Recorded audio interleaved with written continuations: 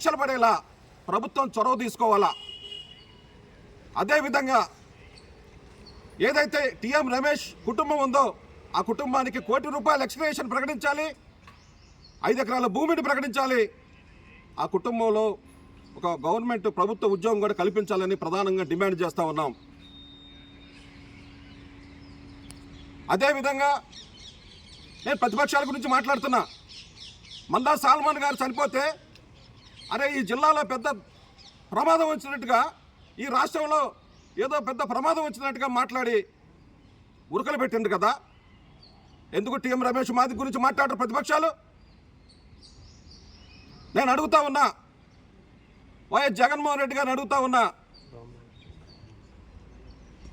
TM Ramesh మాదిగను చంపినటువంటి వారి గురించి వెంటనే మీరు ఏదైతే కూటమి ప్రభుత్వం ఉందో వాళ్ళకి వివరణ వాళ్ళని కలిసి ఆ కుటుంబానికి న్యాయం చేయాలని ఈ సందర్భంగా ప్రతిపక్షాలను కూడా మేము కోరుతా ఉన్నాం. అదేవిధంగా